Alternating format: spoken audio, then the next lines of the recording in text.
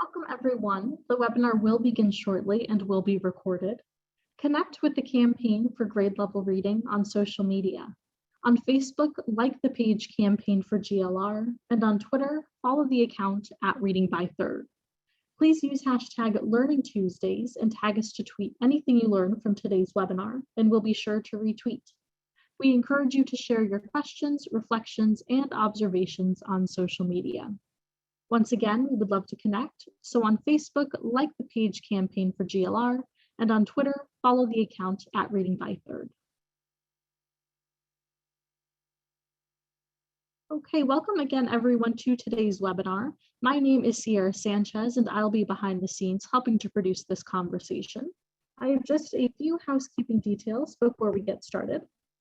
First, we would love for you to introduce yourself, so please use the chat box at the bottom of the screen to share your name, city, or state, and your organization. Be sure when responding to select both panelists and attendees so that we all know who is here. All attendees are in listen-only mode, but we encourage you to post any questions that you may have during the conversation into the Q&A box.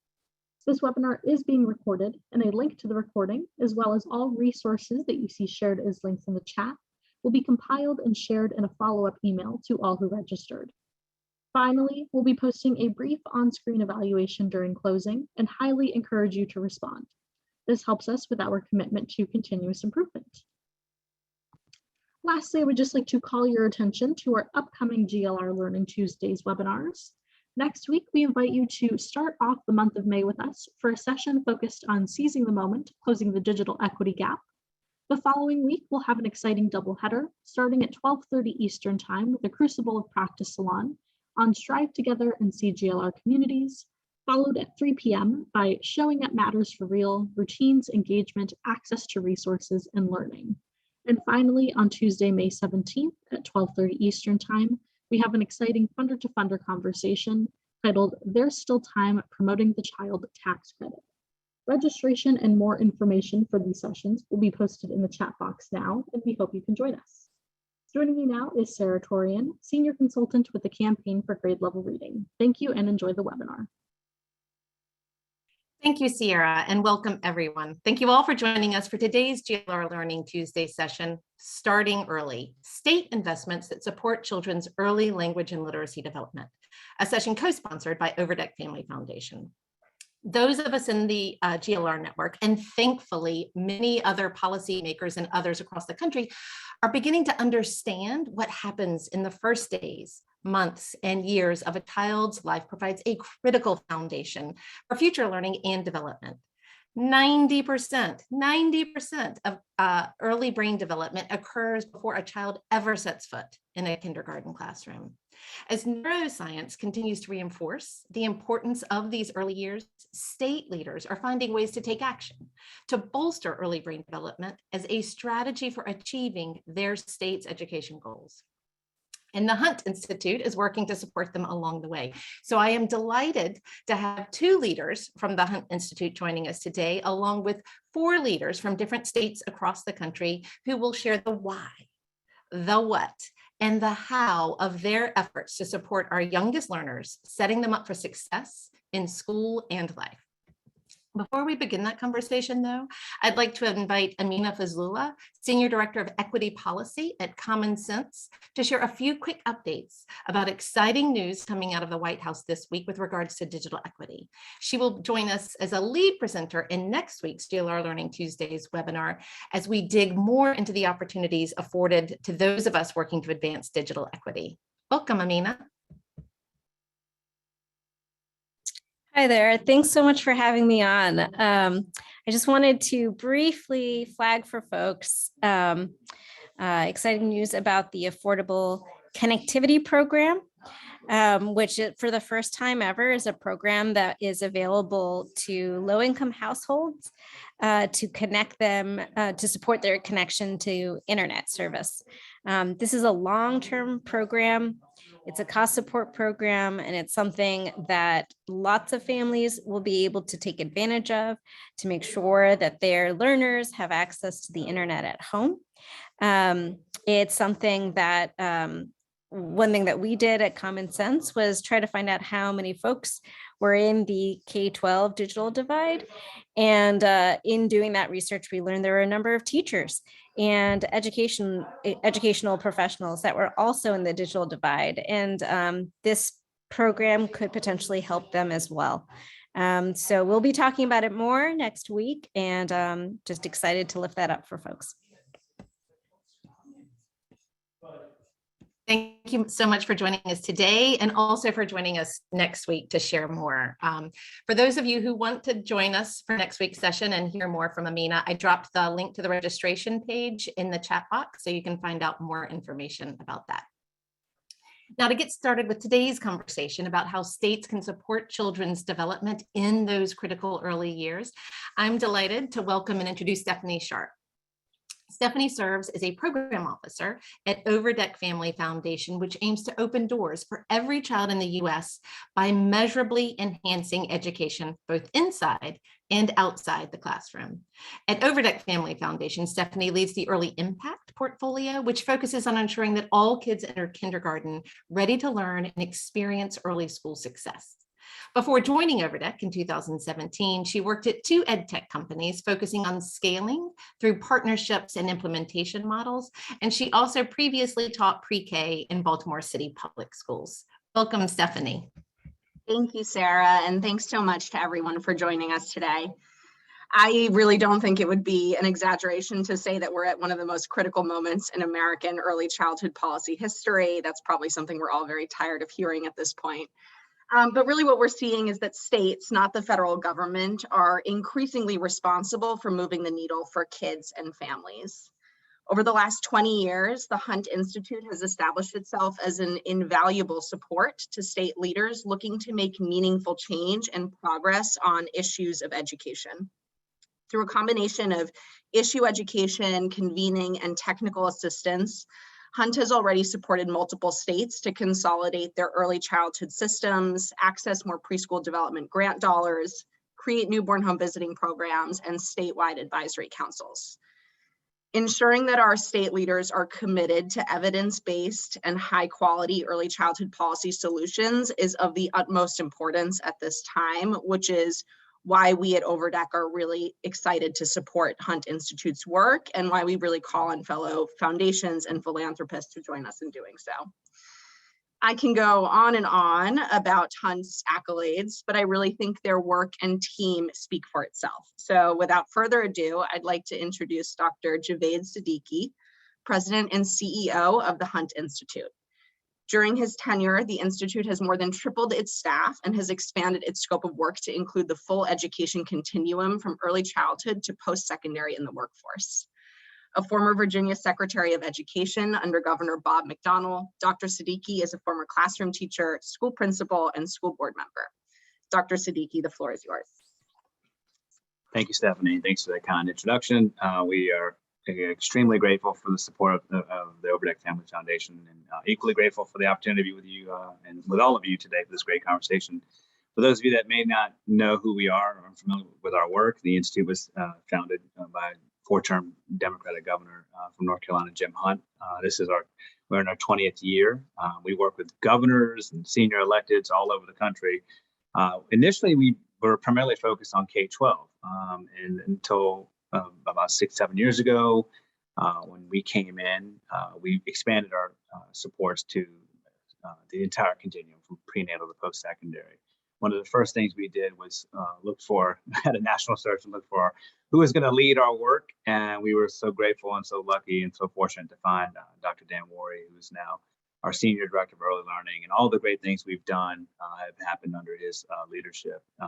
And just yesterday, I think one telling story before I turn it over to Dan, we had our Huntley Commission of North Carolina project. We're hoping to scale to other states as we typically do.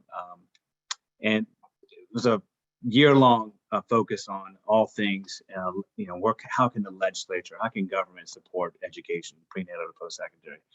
And the crux of the report, so many of the findings, some of the recommendations came out from a bipartisan group were early childhood focus. And I think it really speaks to the reason we're here today. There's a lot of support in North Carolina with Republicans in regards to their third grade reading. The Senate president had a bill. It's been his sort of hallmark piece of legislation.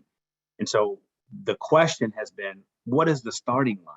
Is the starting line in kindergarten? And I think that the years of data are really bearing out, and that we need to consider the starting line for individual students and individual communities. And I think that's the sort of approach we bring across the country with different states. And we've had a lot of success in doing that. And we're excited to be here today. And Dan, our great senior director, is going to be facilitating and moderating this conversation. So Dan, I'm going to invite you to take it from here. Thanks so much. Javaid, thank you so much. And thanks to all of you for taking the time to join this afternoon. We are really grateful not only to the Campaign for Grade Level Reading, but also to the Overdeck Family Foundation for having us kind of host this edition of the Learning Tuesday. As Javaid mentioned, the sort of fundamental premise of the Campaign for Grade Level Reading is the idea that third grade reading proficiency is fundamental to the long-term success of young children. I know as in the South, we call it preaching to the choir. I know that you know that third grade is thought to be sort of the demarcation between the period during which children are learning to read and after which they begin using reading to learn. So they're reading to learn after that point. In many states, this is acknowledged now in statute, with states enacting legislation that put, in some cases, some penalties even around, retention requirements for children who maybe are not reading proficiently by the third grade. But what we know is that that is not a process that begins in the third grade. It's not a process that begins in the second grade or the first grade, or even in kindergarten.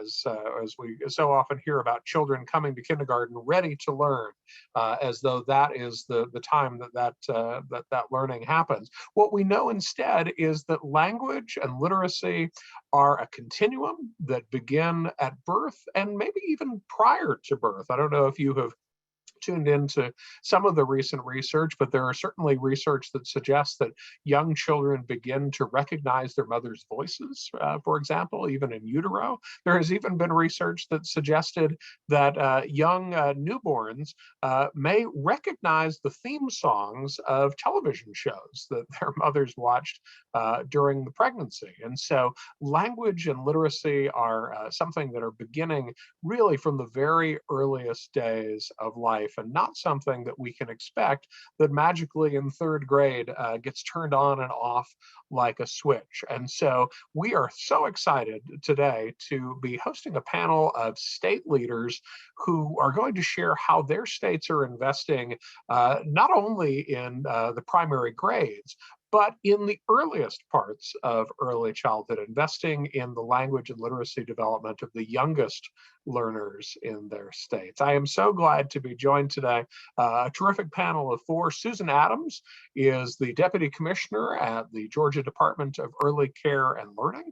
Her responsibilities include administration of the state's universal pre-K program, Georgia Pre-K, the preschool development grant for the state, the Birth to Five quality initiatives administered by the Federal Child Care and Development Block Grant, including Georgia's infant toddler network, inclusion and behavior supports, and child and family development.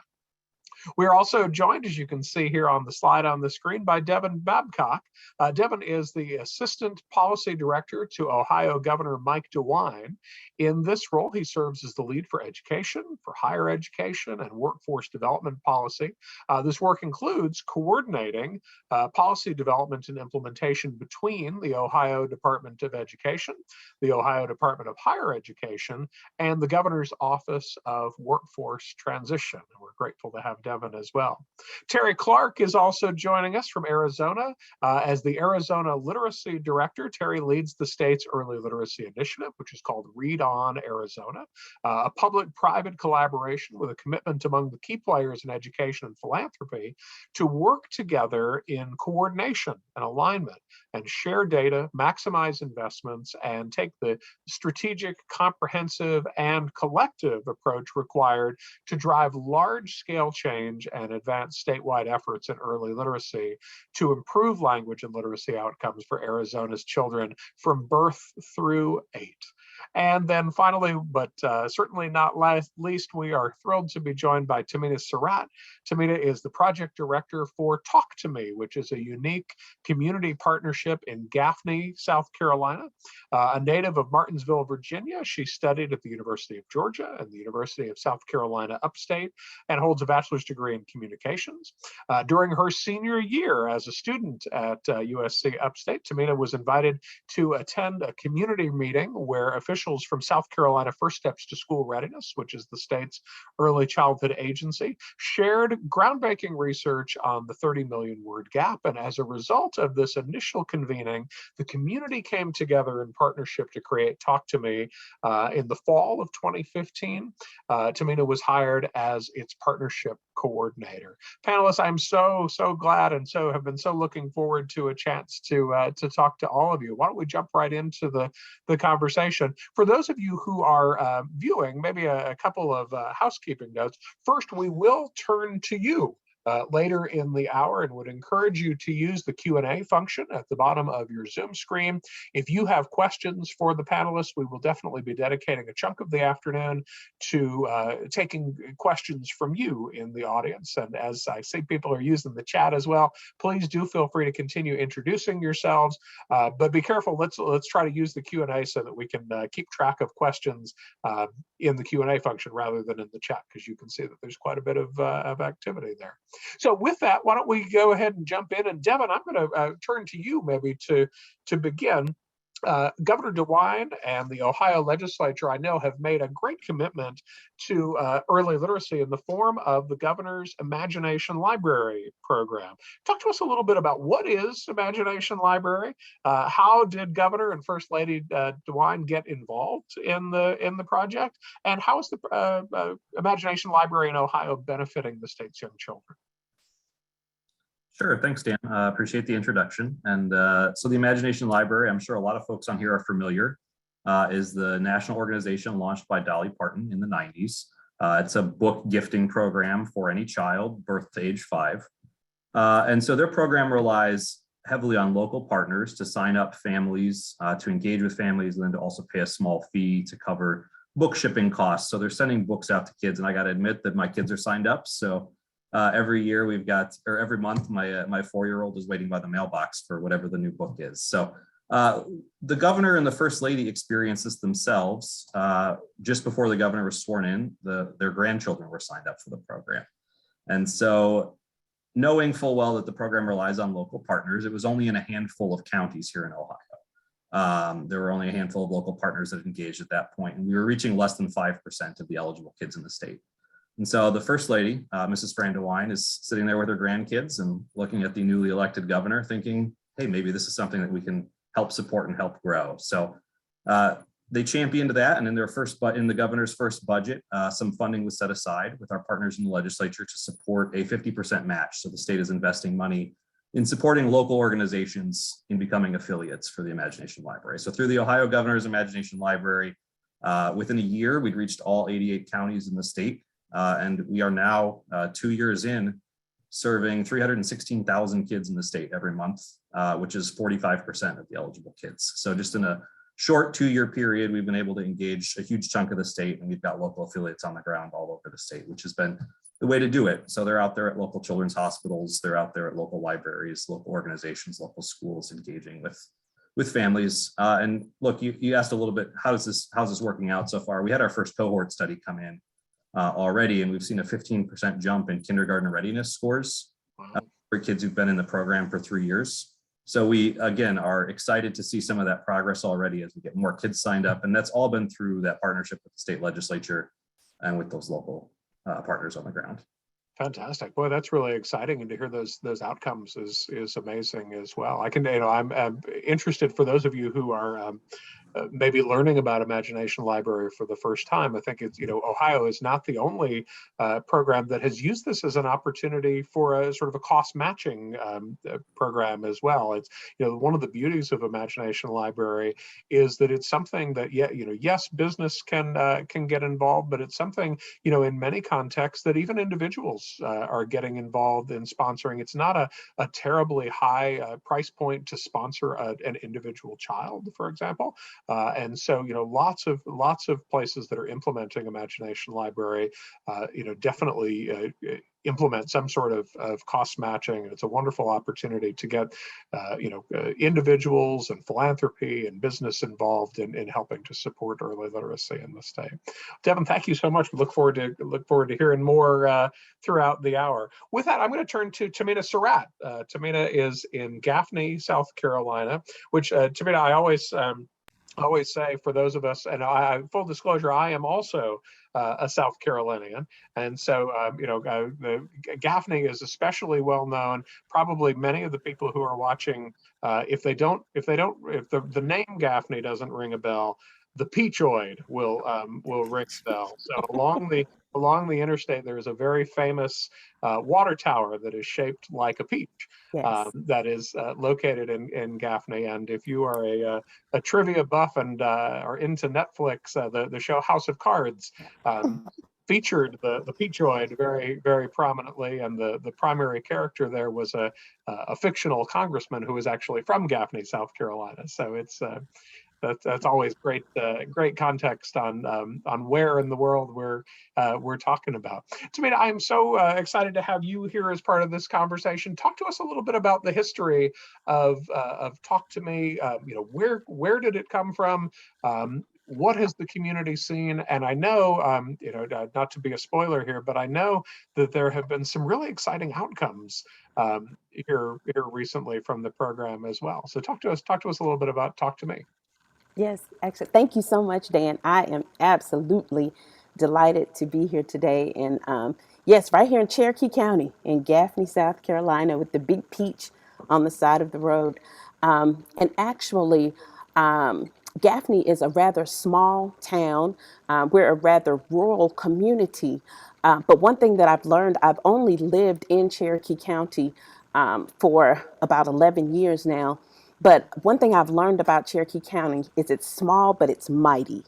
And I think that was one of I don't know if it was a consideration in bringing the research about the 30 million word gap and the formative years for children being prepared to learn to read. But in Cherokee County, there's something about this small area where we have a lot of people who are willing to come together and basically do what needs to be done. And that's what happened with Talk to Me. A certain person who was deputy director of South Carolina First Steps at the time, but I won't call his name. I said that I wouldn't. He may be Dr. Dan Wuori, but I won't call his name. But in the spring of 2015, he came to Gaffney and he connected with the director of Cherokee County First Steps, Dorothy Priester, who's watching now, hey, and shared this information. So Dorothy, who was the director of First Steps, as I said before, came together with the United Way, No 2, which is a grassroots organization in Cherokee County. And the organizations came together with the information that showed that our children, by the time they were 4 years old, there was an M-Circle assessment that was done. And it showed that the children in Cherokee County were behind the state in the areas of vocabulary identification and those things which ultimately led to reading skills. So they wanted to know, what can we do to affect this achievement gap that's being seen in early childhood education? And as a result, they came up with what they labeled Talk to Me as the organization. I was brought in the fall of that year, but those organizations, Cherokee County First Steps, the school district, Lisa Blanton, one of our representatives that's there, No 2, and the United Way, So they were the ones that came together. But what we have today was those organizations identified who could help us meet families where they are, because ultimately what we look to do is to empower parents, because we all know, like Dan said before, we're preaching to the choir here. So you all realize that parents are really a child's first and best teacher. So we like to come alongside the parents, partner with them, and empower them to maximize that time of when the brain is really making those connections and really growing. How can we partner with them? So now the organizations that help us to do that include Cherokee County First Steps, Piedmont Community Action, Head Start, Early Head Start, Cherokee County Public Library, Cherokee County School District, the United Way still, and we've partnered with college and university in our town, Spartanburg Community College and Limestone University, Lena, which provides a digital language processor so we can count the words and enrich the children's language environment, and the Institute for Child Success. So over the first years, and this was started in 2015, so we've spent those years doing the research, making the community aware of who we are and the need to focus on early childhood learning even before kindergarten, even as soon as 2 months old, and when they come right out of the womb. And we've started with home visiting. We have group sessions that we do through a company called Lena, and they've provided, and I'll show you real quick, this little thing that's like a talk pedometer.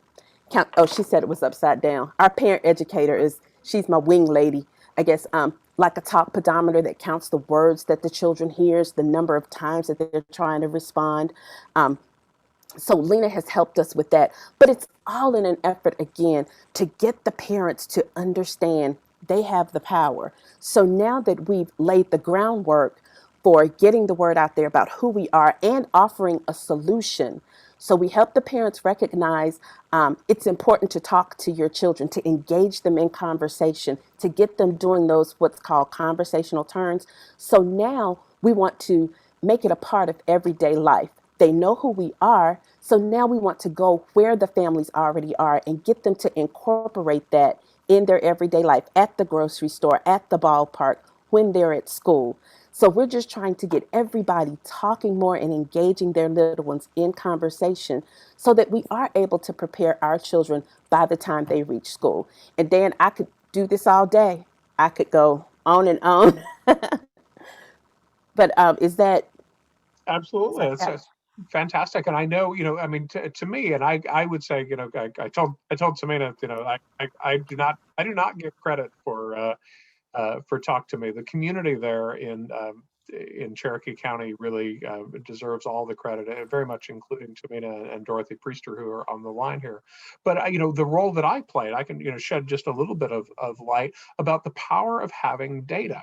Right. So, South Carolina at the time had been looking at different ways of measuring school readiness. For a period of time, they were using a product by a company called Amplify, which Timena mentioned was called M-Class Circle. And one of the unique things about that measure was that it included a measure in the state, for the first time that I'm aware of on a statewide basis, of vocabulary development for young children. And so no question.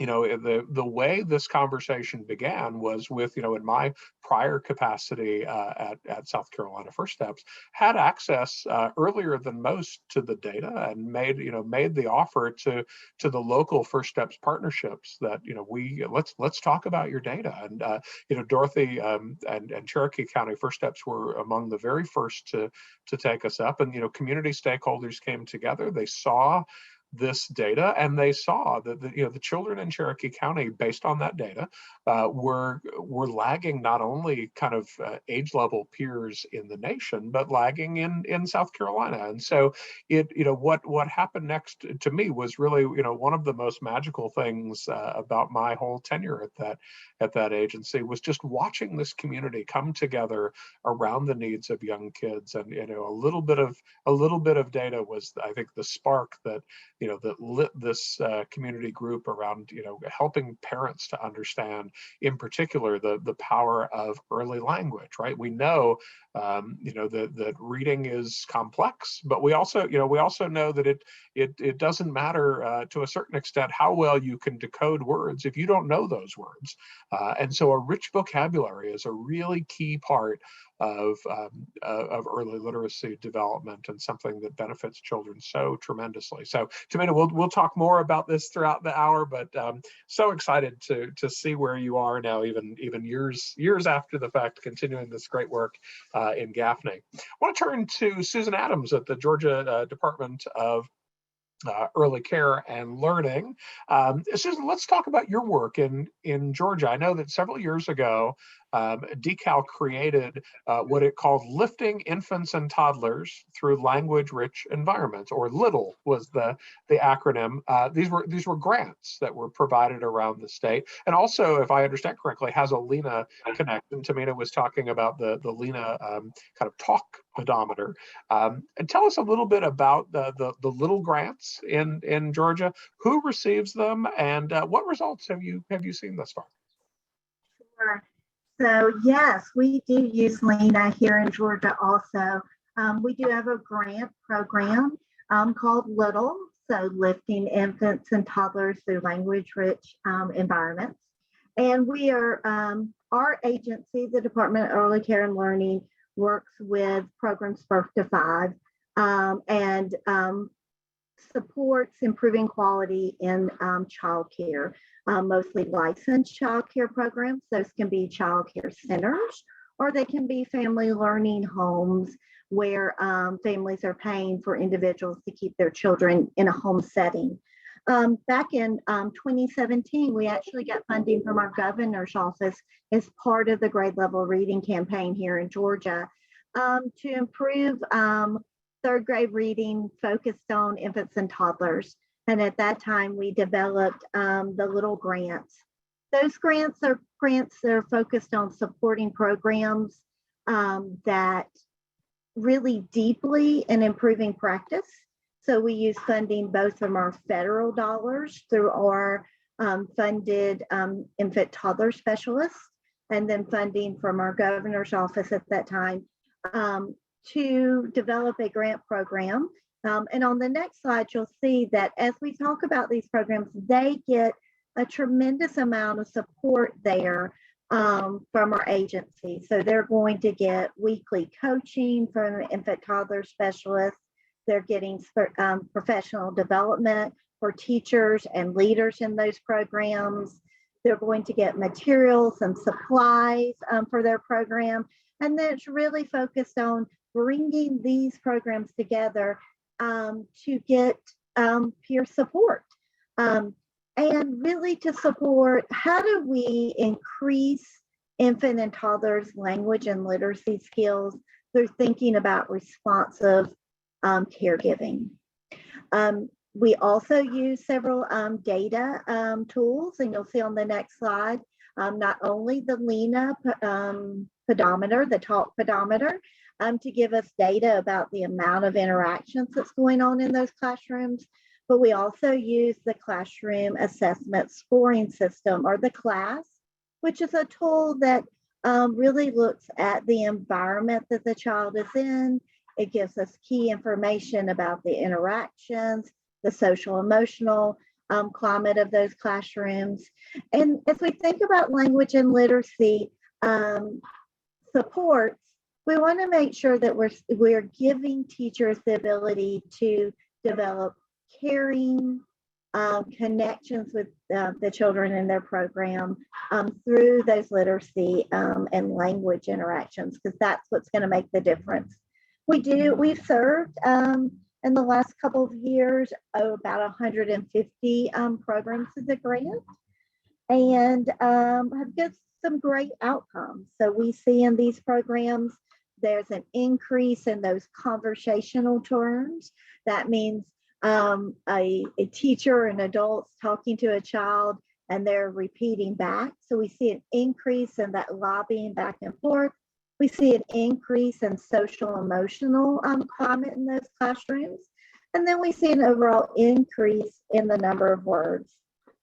We can say as of last May in Georgia, we could look at 250 million words that were said in those classrooms, in Little Grant classrooms.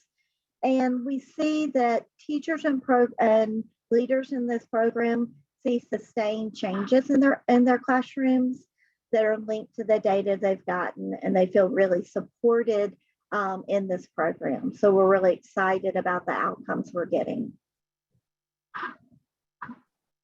Susan, that's so exciting, and I'm just looking here even at the slide on the screen and just thinking about what a great combination Lena and the class are for the state. For those who maybe aren't as familiar with the Lena device, Timena mentioned it is they sometimes refer to it as a talk pedometer, and it is able to track the number of words spoken. It's not a recording device though, and so is not is literally sort of ticking off the number of words from a quantitative standpoint, how much language is happening in the classroom, which is obviously very important. That the quantity of language also is correlated in most cases with the quality of the language and the vocabulary development.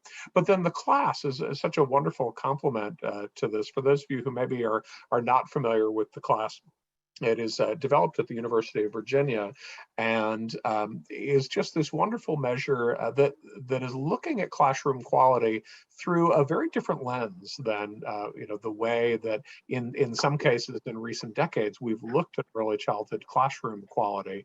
In many cases, what has been measured in the past is really what we refer to as structural quality, in the sense that it's looking at things like how many books are in the classroom, and what's the height of the sink, and how many times are hands washed, and all important things. But we know that that there is nothing that is more important in these classrooms than the quality of the interactions between the teachers and the children. And that's really what what the class system is designed around. It is used very extensively in Head Start programs and in states around the country. But a lovely sort of complementary duo here on the screen, and Lena in terms of its ability to sort of give data on the quantity, but then also the class looking at the quality of those interactions in the classroom. So Susan, how exciting! Thank you for sharing, and look forward to talking more about Georgia's great work here all throughout the hour. I want to turn last, certainly but not least, to Terri Clark. Terri is at Read On Arizona, and Terri, one of the things that excites me most always about Read On Arizona is that it is a collective impact model. And so maybe worth unpacking a little bit for the group what exactly that means, but a collective impact model designed to support early language and literacy. So talk to us a little bit about the structure of Read On Arizona, and the programming that you support, and the difference that we know that Read On is making for the children of Arizona. Sure, Dan. So happy to be here. Thanks so much for having me. So Read On Arizona is the state's early literacy initiative. But as you said, with collective impact, it means it's not one program or strategy, but a comprehensive approach by hundreds of partners across the state to accelerate early literacy in Arizona. We do that through both a state level combination of state agencies and partners, as well as at the local level community collaboration through a network of Read On communities. And we agree on common goals, and we each work with a wide array of local stakeholders, including schools and school districts, local governments, early learning programs, businesses, nonprofit organizations, all committing to working together directly in support of children and families. So each applies the same strategic approach that we take at the state level, at the local level. But collective impact is really, in simple terms, it's deeper than just collaboration. It's agreeing to shared metrics and shared common vision and goals, and working not just in alignment, but really in an integrated effort.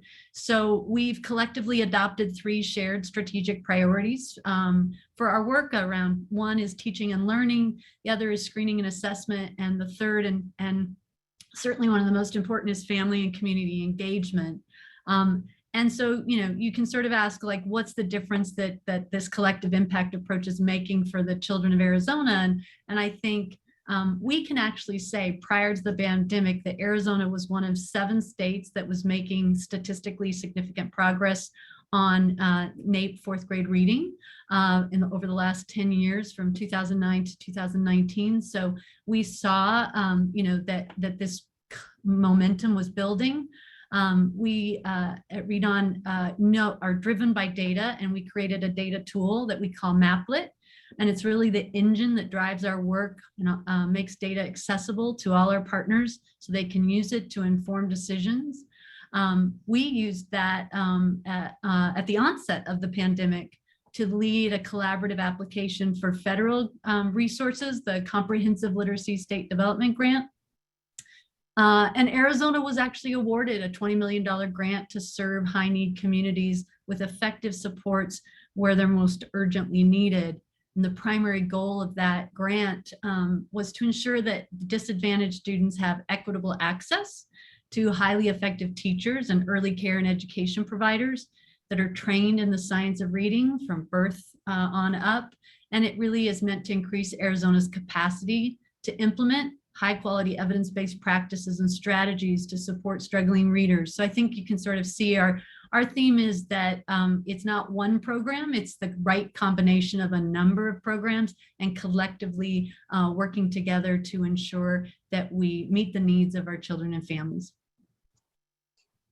Sure, I love this slide as well, especially the logos at the bottom. I think sort of speak to the power of collective impact. That it's not that Read On Arizona is not just a single program. It's like you've mobilized an army of partners from around the state, kind of all pulling in the same direction for kids, which is what to me makes it so special. So congratulations on that amazing work.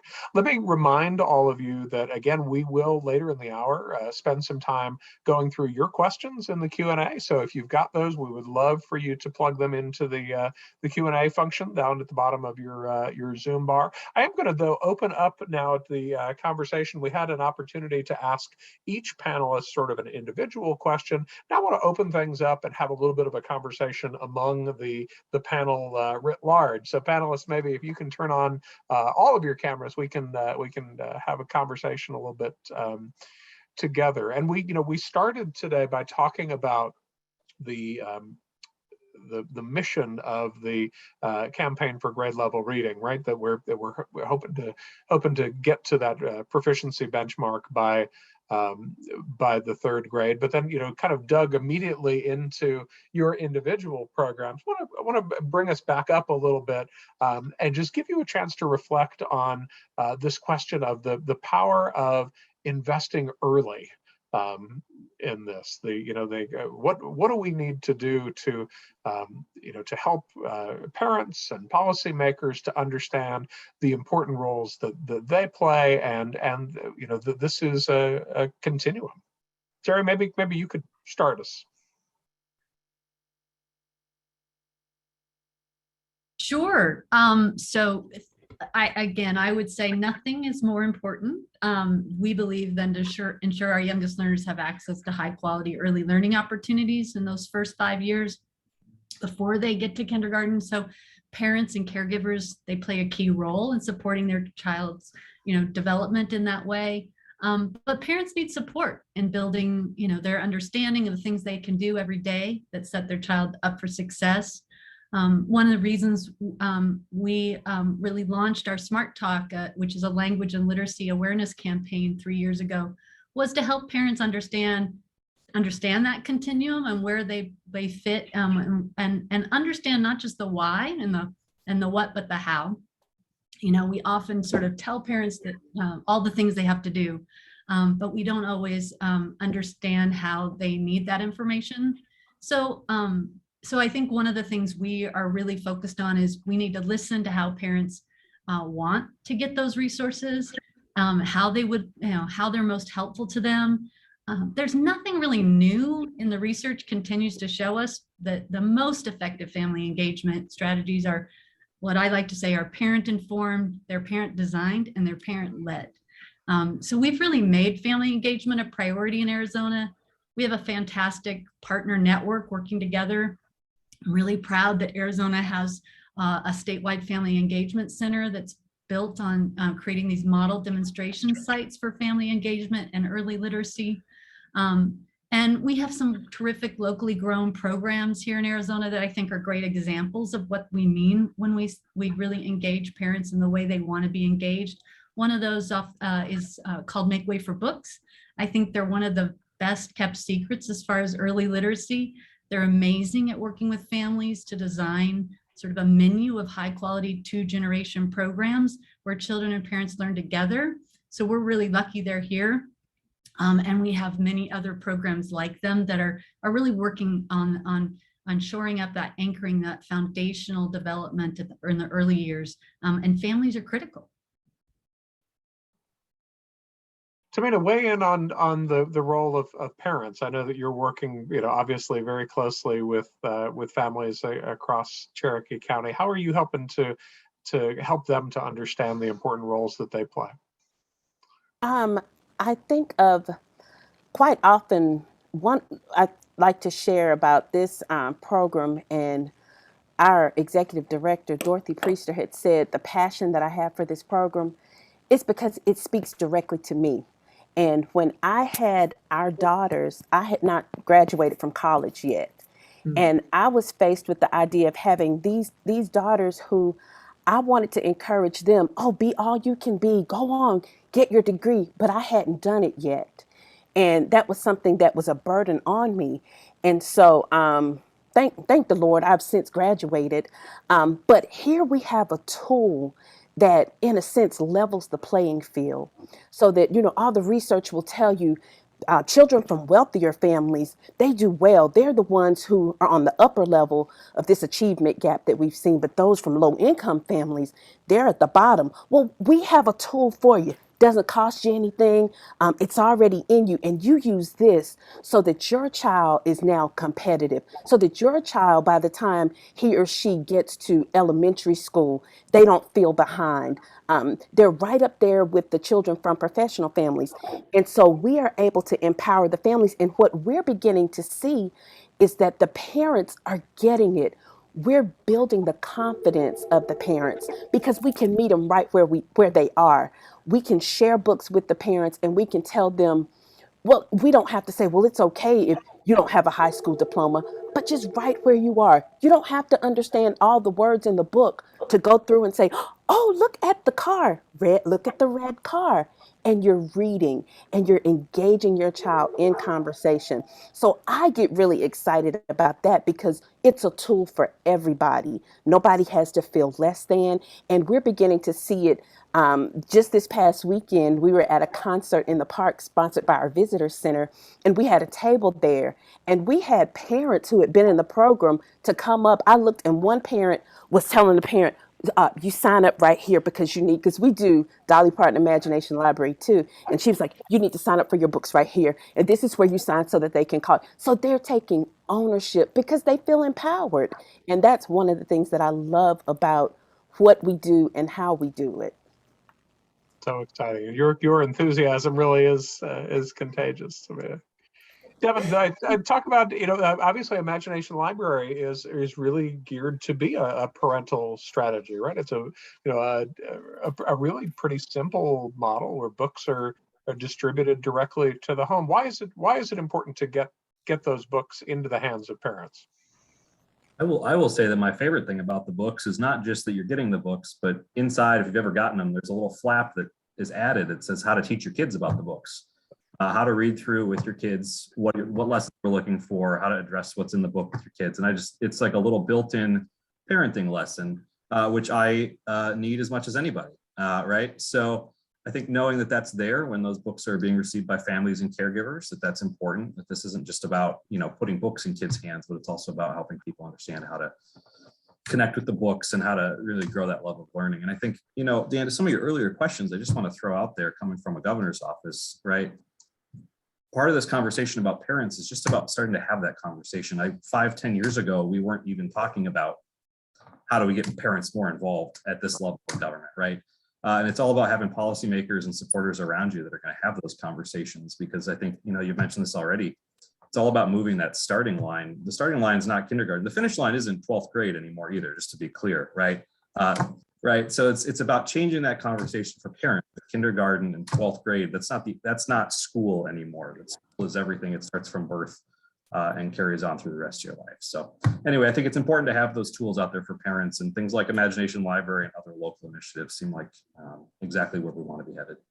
No, Devin and Timena, I really appreciate how both of you sort of emphasize that these are strategies that are for anyone, right? That, I mean, here, Devin as a parent is, you might look and say, oh, he works in the governor's office. He, not an at-risk parent necessarily, but the truth is that every parent is a first-time parent, and every parent would benefit. And that's one of the beautiful things also about Imagination Library as a strategy, is that they, at the national level, really as much as possible encourage that this is something that be engaged at a population level in the community. It's not typically something where you can say, okay, I've got funding to pay for 12 children, and I'm gonna pay for these couple of kids. Instead, they're really encouraging, and I think we're seeing more and more of the kind of a statewide and countywide and a citywide implementation here in a way that is available and accessible to all families.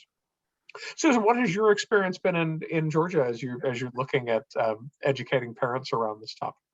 Right. What I would say is that it's, yes, educating parents, but it's also educating all of your stakeholders about what literacy and the foundation of literacy looks like for really young children. In transparency, when our former governor's office came to us about doing a literacy program for infants and toddlers, they had something entirely different in mind. And I was like, yes, we'll take your money, which that's always my advice to any leaders. If people have money, you say, yes, we would like that. And then you step back and, as the educator, as the parent, as the expert in the room, and say, based on what I know about young children, literacy development, families, yes, we're going to help you meet your goal, but this is what it looks like for this population or this program. So, we actually went to our governor's office and did a whole presentation that, said that this didn't look like learning the ABCs, and there would not be flashcards, that it would look like supporting our teachers, and our teachers are mostly parents too. When you think about the early learning workforce, you're primarily going to be looking at a workforce that is low credentialed, low pay, high passion for kids and families, and many of them high skilled. But they need simple tools, just like we said, families need those simple tools. They need to be told in their classrooms, you already have the skills to make a difference for these infants and toddlers in your room. And here we're going to help you hone those skills. When you're diapering a baby, you're going to make interactions. You're going to make eye contact. You're going to get that baby to go back and forth with you. Here's how you read a book with a toddler. It looks very different than a preschooler. And what we were finding in our research was, all the good work we were doing in third grade, all the work we were doing in K1 and 2, all the work we were doing in our pre-K program, and Georgia has one of the longest standing pre-K programs in the nation where kids make lots of progress. We still had kids that were behind. And so we just kept having to move back. But when you think about moving back and getting with younger children, you have to be driven by what's developmentally appropriate, what's based on where kids and families and teachers are at, and design programs that support them in those critical interactions that make a difference for reading later on. Just because we're not trying to teach infants and toddlers to read. We're not trying to teach 4-year-olds to read.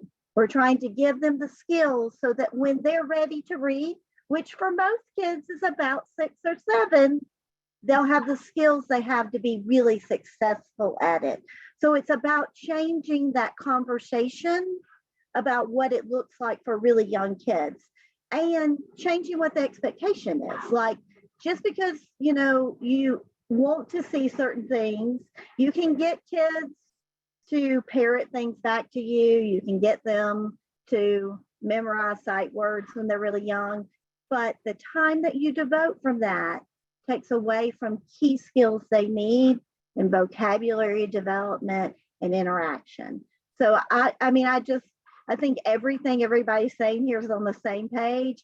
I think it's about making sure that it's all fundamentally based on development and supporting the people, the key people in that child's life, whether it's their child care teacher, their preschool teacher, their parent, their grandparent, the bus driver helping them get on the bus, helping them understand that these interactions, the social, emotional, making them feel comfort,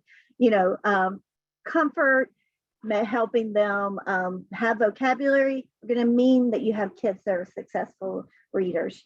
But you just kind of have to keep backing it up so that then kids have those building blocks. So when they do reach the doors of pre-K or kindergarten, then they're ready to move forward with what people would see as more traditional literacy skills or reading skills.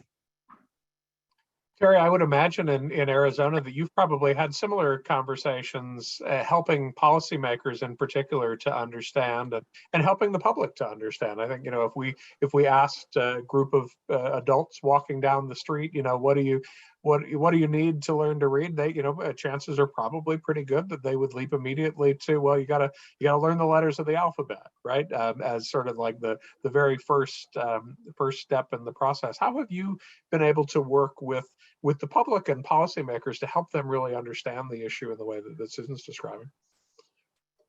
No, exactly. I mean, I think we've really messaged 2 things. One, we've messaged it takes, at least 8 years to build a reader, and it starts from day one, if not before. And we are consistently pushing, it's developmentally appropriate, and language is the foundational skill that reading is built on.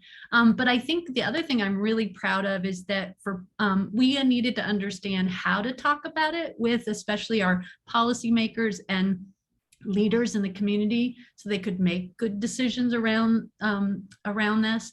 So we actually created 2 years ago an Arizona early literacy policy framework. It came about informally from a state learning exchange we'd done with Mississippi. If you'll remember, I mentioned they had the most progress in 4th grade reading NAEP scores. So we learned from them some of those key elements, and one of them was very clear. We needed to focus on building educator capacity in the science of reading, and that also means we needed to build an understanding of policy leaders and practitioners in the science of reading. We needed to scale what works, the evidence-based solutions, and then we needed to really focus on high quality early learning opportunities, that we had to start talking about the development of readers before they enter school, before they get there. And what that allowed us to do, especially in the time of the pandemic and when we knew how hard early literacy was being hit by the impact of the pandemic, it allowed us to make a case and to build that understanding, and not just, again, the what and the why, but then have a plan for the how and what we should focus on, and be able to point to other states that we learned from. So we were very successful in that 2-page policy framework, being able to sort of frame the conversation and help policy leaders and our governor's office and our state legislature make good decisions around how some of those investments could be made. And so to date, over $100 million in new early literacy investments, thanks to the efforts of all those key partners, especially the governor's office, Arizona Department of Education, First Things First, our early childhood state agency, our state board of education, and our Department of Economic Security, all helped by allocating and then really being committed to successful implementation, focused on these shared early childhood and education priorities that we identified in our policy framework. That's exciting. I want to remind everyone that we are going to go here in just a minute, actually, to the Q&A. You're asking your questions of the panel. Before we do that, I want to ask one more question. And Timena, I hate to put you on the spot, and so please feel free to. I think I've already learned that I probably can't put you on the spot awkwardly. You're pretty smooth at this, but I know that that one of that a doctoral student at North Greenville University recently did, and I don't know if it's published sort of fully yet, but did her doctoral research on the Talk to Me program. I didn't know if you were able maybe to tell us a little bit about, at a high level, what are some of the findings that came out of that study? And her name is Dr. Jody Deal, and you were a part of the webinar that was done by Lena, which is the company that sponsors the little talk pedometer we talk about. And you can rewatch that webinar. You can register to stream it on Lena's website, lena.org. And and I knew I wouldn't remember all of the stats, but I did go and pull it up because they have like a little blog about it. And it's Dr. Jody Deal. And again, she went in and she sampled children who had been through the Talk to Me program using either Lena home visits or Lena Start, which is the groups. And it said that there were a higher percentage of children from the Lena sample who scored in the highest KRA range, demonstrating readiness. So this was the goal, to improve our children's readiness, because remember, I was telling you all about the M-class test that they had taken, showing that the children in Cherokee County were behind the state and even behind the nation. So her research pretty much proved that the program is doing what we want it to do. She said it also had a lower percentage of children from the Lena sample scored in the lowest KRA or kindergarten readiness assessment range of emerging readiness, and that more active parents' participation was in the Lena program.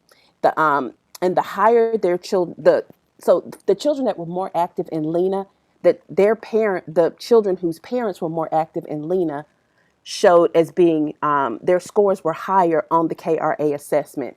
And it's all there. They have the blog, and again, that's on the Lena website, and you can see the webinar and also just look at the blog and see those results. But we were super duper excited about that because, again, it did prove that we are being successful in what we're trying to do.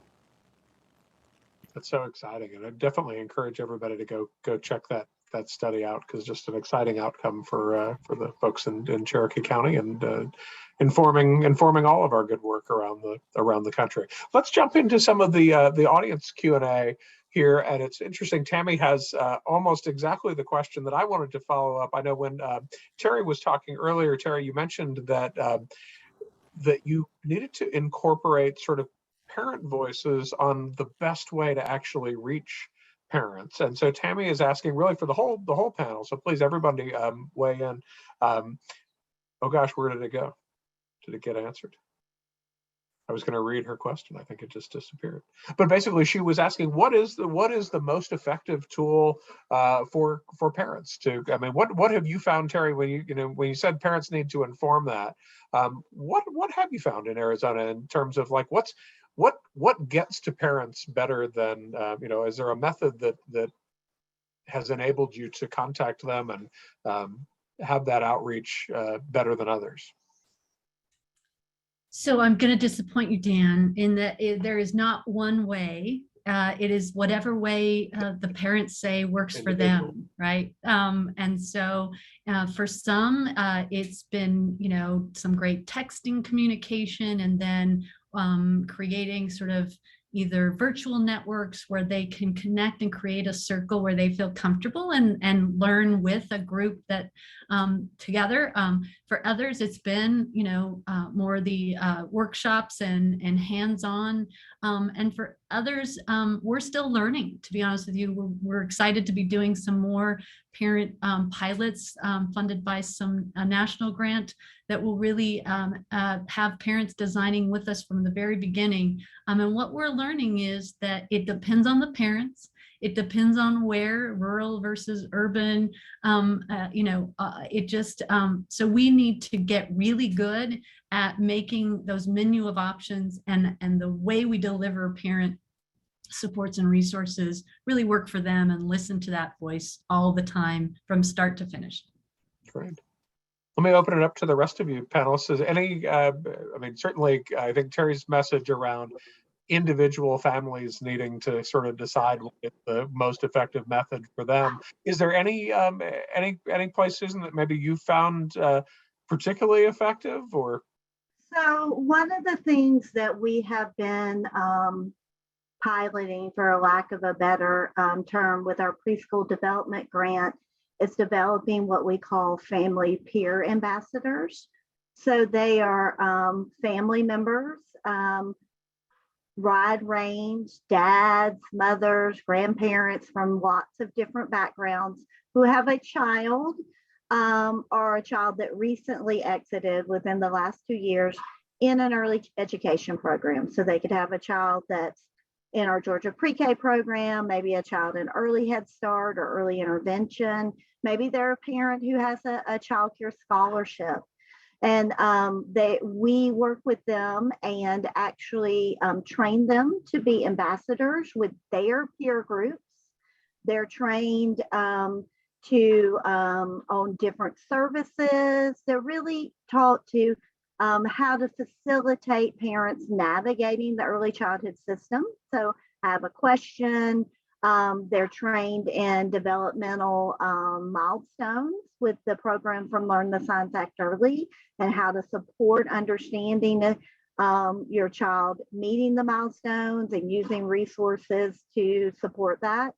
And then they're also trained to do social media posts on behalf of the agency too. So they do face-to-face events, they do trainings, and they do social media posting, and we actually pay them for their time. And so, because what we hear, what we know, and what research is telling us is that families look to other families for, especially young families, look to their peers for support. So we've developed this program that we're still figuring out that supports family members in being that tool and being someone who has the right information or knows how to go find it. Because what we find is a lot of families are turning to social media, and maybe some not what we would feel like we're the best experts. And so they're trained in how do you look up and find licensed childcare? Why is it important to choose childcare that has a license? How do you understand our rating system? How do you support, reading development? And but it's from someone from their own community, or maybe someone that has a child like their child. And so we're finding that to be really effective because what we find is parents really don't want to talk to the state lady. They want to talk to someone that looks and looks like them, has the experiences they have, and are from their community and understands the experiences that their family's going through. Great. Two similar questions in the chat that maybe I'll combine in the interest of time, but they relate to technology. Terri, you might be a good resource to kick this off. The question says, I love the use of Lena is really fascinating, but notes that parents, being a parent is a difficult and tiring job, and that parents can feel very much overburdened. And so there's a question about whether there is research or kind of our feelings, the panelists' feelings about using technology, using interactive smart devices in some cases to help with the idea of conversational turns. So ultimately the question is, does it have to be a person, or can it also be a technical sort of innovation? So my off the top of my head response and what research I think when we have looked at this says that it's always about the adult and the child and the relationship and the connection. And any technology or a book or any of those things are all the tools that help support that relationship and that connection.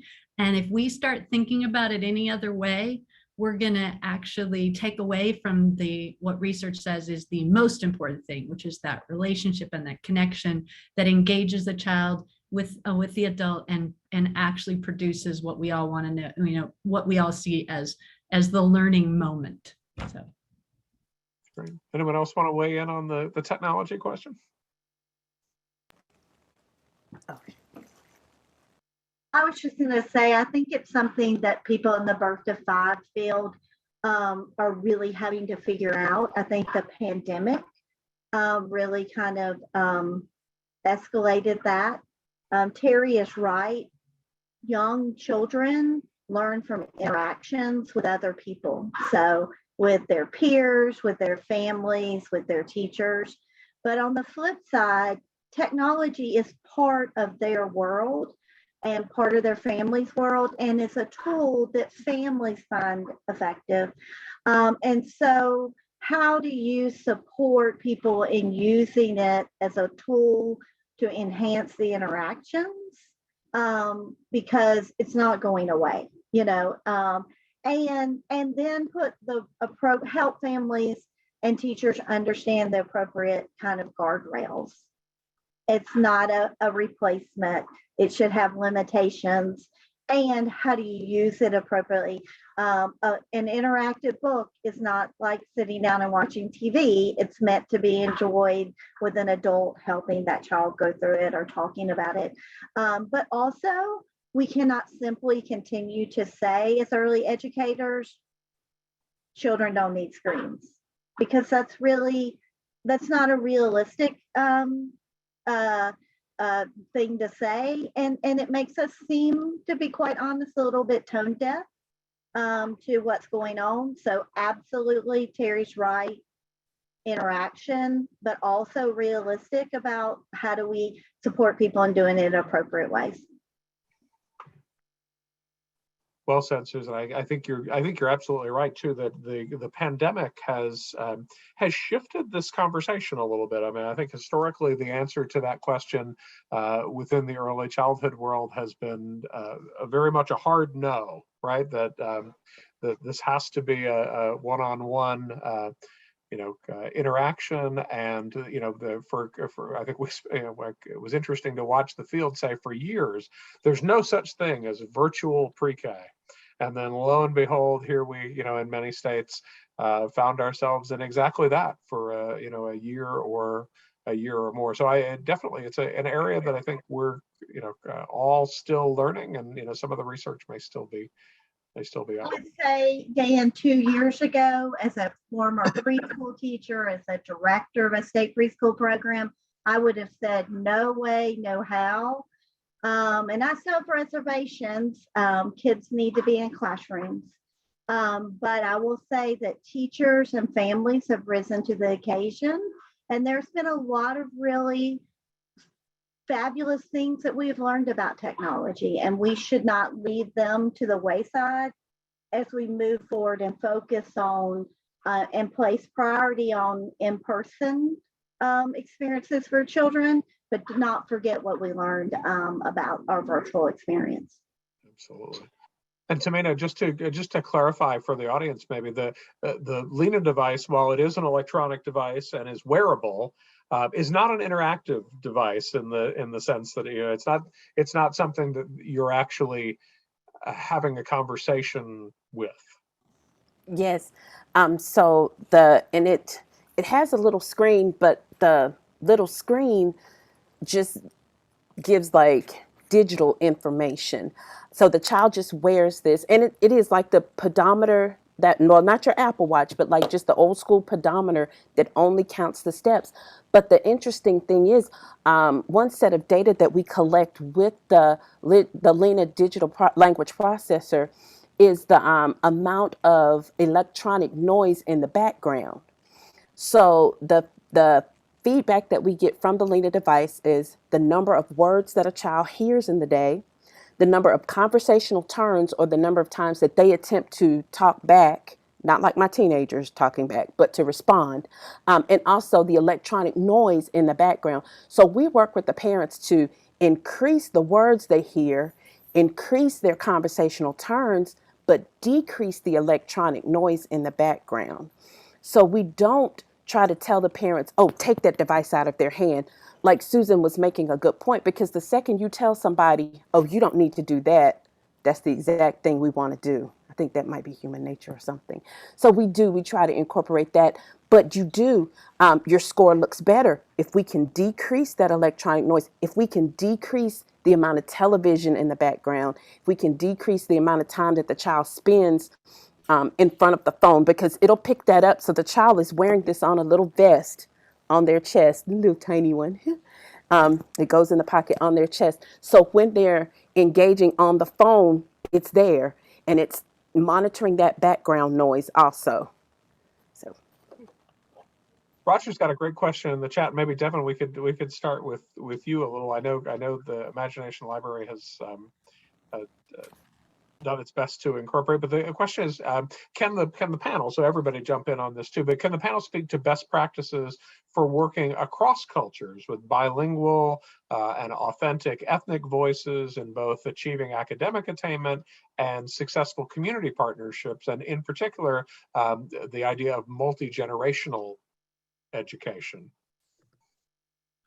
Sure. Well, Dan, as you mentioned, we're blessed with a great partner, Imagination Library, right, who does an incredible job of book selection and book placement. So we're thrilled to have that kind of resource available to us. But as we grow that program and other early literacy programs, right, it's all about local partners for us who can help us bridge that gap. We can't do any of that from this office tower I'm in Columbus, Ohio. That's got to be all on the ground. So that's our children's hospitals, that's the United Way, that's all of our local organizations that we're able to work with through programs like the Imagination Library. Got to find those local folks on the ground. It doesn't matter what part of the state we're talking about here. There's folks on the ground that know more about their neighborhood and their city than we will.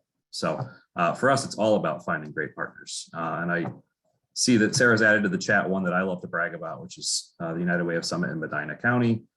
Which is one of our local partners that we went out and found early on in this process and said, hey, look, you know your neighborhoods better than we will. Help us get on the ground and sign parents up. And that's how you make the jump from 5% of kids to 45% of kids in 2 years, right? Is through those kind of outreach partnerships.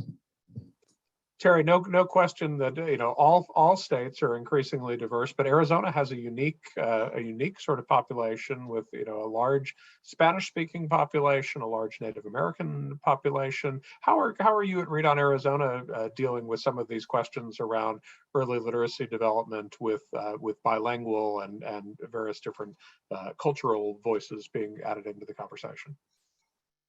Sure. I think that one of the things that we really focus on has already been said, which is really the local communities know their neighborhoods the best. And so working with those local partners to then identify what families need, especially in the 0 to 5 years here in Arizona, we talk about, and I've said it before, language development is sort of the foundational building block to early reading success. And so, we try to encourage families to lean into the language that they speak at home, and to really, set their child up for success by having those rich conversations. But, we also need to understand and really get to know the communities and the families that our providers are serving. I think there's we're learning every day how to be more culturally responsive and appropriate with with some of these things. And so a lot of the time it's just as simple as listening and then reaching out to experts who serve those families well and really leaning into what they already do. Absolutely. Question in the chat from Mary that probably is appropriate for both Timena and Susan. It's about Lena home visits. And Mary's asking, what is an example of what does a Lena home visit look like? What happens in practice on a sample home visit? Timena, is that something you want to talk a little bit about? Sure.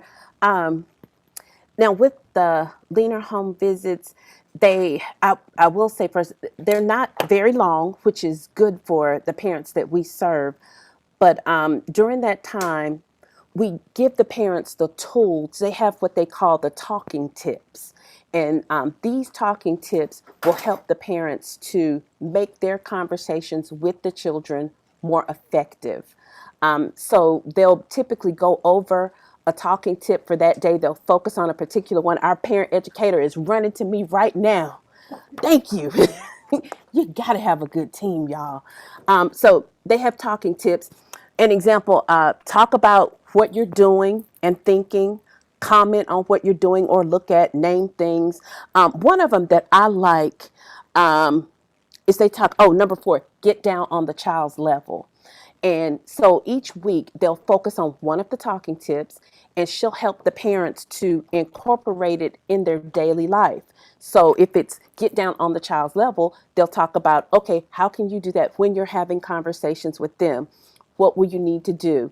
Yeah, and so did I answer? I'm sorry. Did I answer it? Good. Isn't anything you want to add on the Lena program?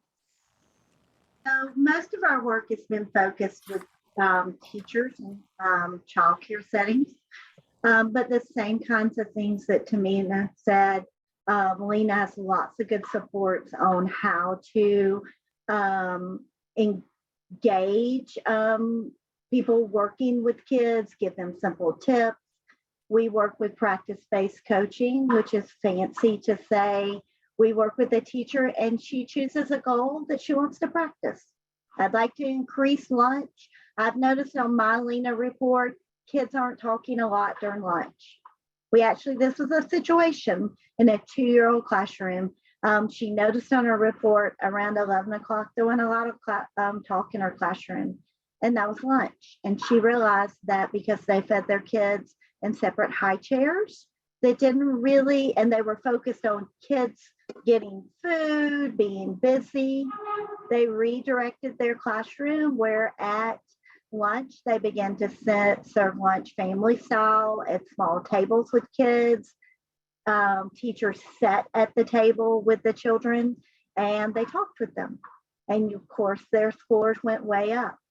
Same thing with families. We're actually doing a family, some coaching right now with our own employees at state agencies that have young children. Our agency is going to be doing coaching with them. And they're not going to do them through home visits. They're going to do them in cohort groups through Zoom because we have someone from our governor's office participating. We're looking at them. We're looking at people in our agency because then they've had the experience of what it really means with their own child to increase their vocabulary, to increase interactions. And then they'll take that back to their work and their experiences. And so it really is, Lena gives you a lot of really good tools that they developed through research that can be used with parents and with teachers. Great.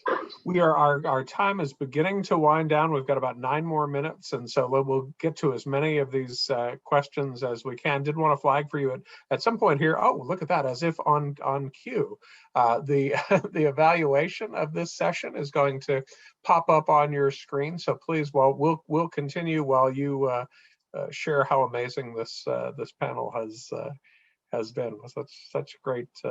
Such great panelists. Terri, question from Beth in the chat about could you talk a little bit more about the Make Way for Books program? Sure, and I encourage and thank you for putting their link in the chat. I encourage anyone to check out their website.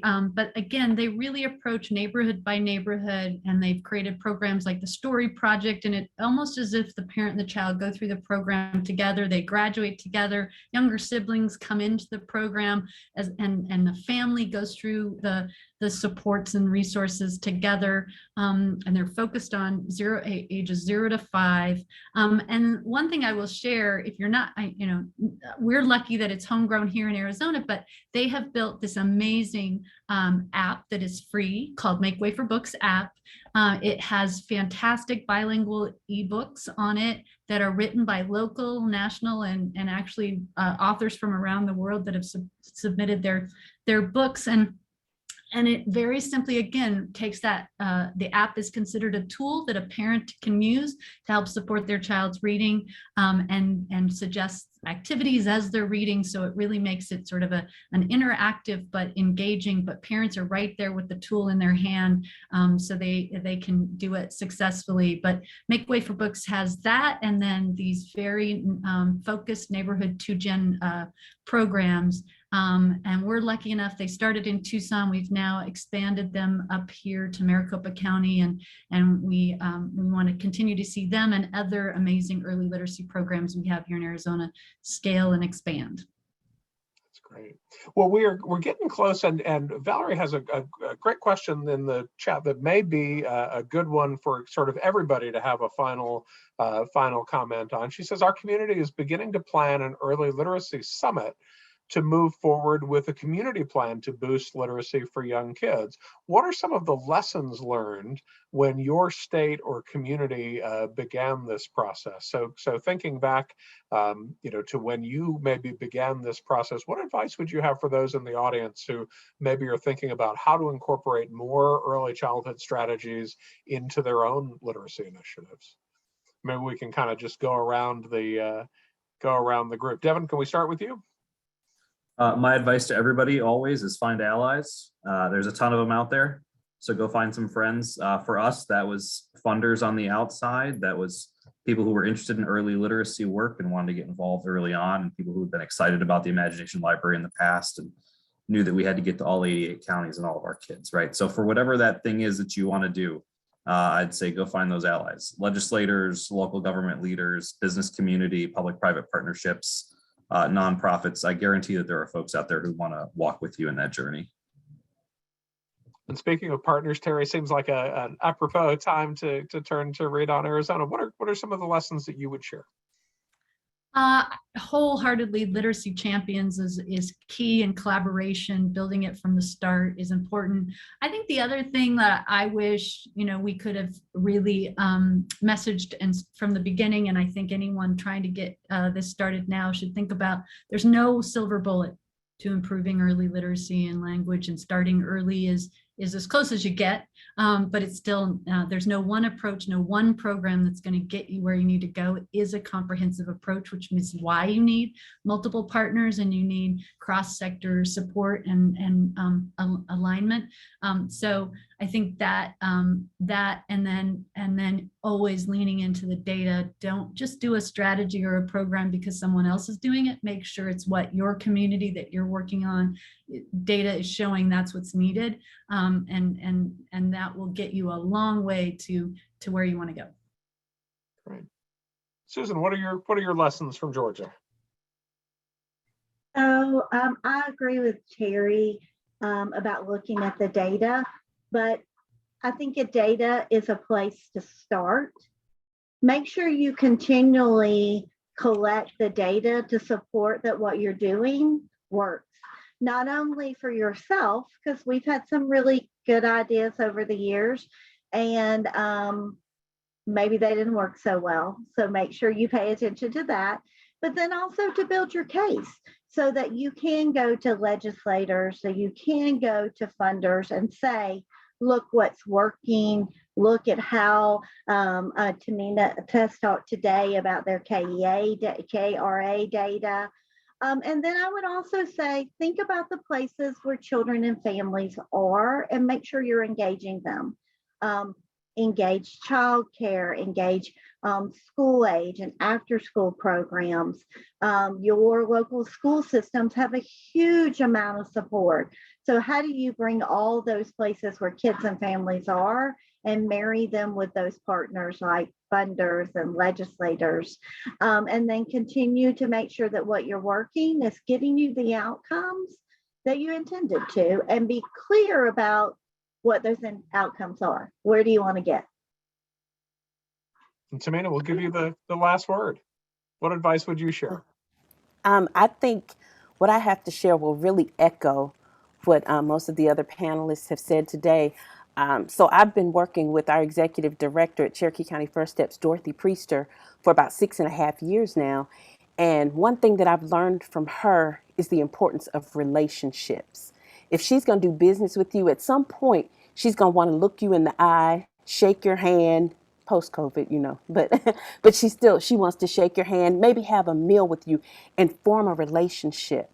And that is so important because, yes, the partners are what have made Talk to Me the success that it is now. We have partners who have even supplied, before we were even able to recruit, well, they supplied the families that we needed to get started. So I want to echo that sentiment, build those relationships. And once you've built the relationship with the stakeholders that can help you, then build the relationships with your target client, the families that we want to serve. Go out into the community, because although I know it's a little outdated to actually go out, shake hands and make friends, but it still works. Some of the old stuff still works. So when we go out to a concert in the park and we meet those families and we smile at their babies, we're building those relationships so that those parents in turn will come to us and they'll begin to speak our message and share it with other families. So like they've all said, the partnerships, the relationships are key. Don't think we could end on a better note than that. I want to thank the panel, Devin Babcock of the Office of Ohio Governor Mike DeWine, Timena Sarratt of the Talk to Me Initiative at Cherokee County First Steps in Gaffney, South Carolina, Susan Adams of the Georgia Department of Early Care and Learning, and Terri Clark of Read On Arizona. Panelists, thank you for taking time to be with us. What a great conversation. And I want to thank everybody who tuned in today. And Sarah, I think we'll turn things back over to you to wrap things up. Thank you so much. Ditto what Dan just said. Thank you all. This was a great session, and huge thank you to you, Dan, for helping to plan it, finding this wonderful panelists, and bringing this session all together. So many insights, parents, partners, meeting families where they are, relationships, using data to make the case. This has just been such a powerful conversation. Thank you all. Thank you to all of you who joined in with me and listened to these amazing insights from our panelists. I hope you will make plans to join us for more great GLR Learning Tuesdays sessions. We've got a number of those up on the page right now, including next week's session with Amina Fazlullah, talking about all the great opportunities to close the digital learning gap, advanced digital equity right now. And then also there's lots of talk about Lena in today's session.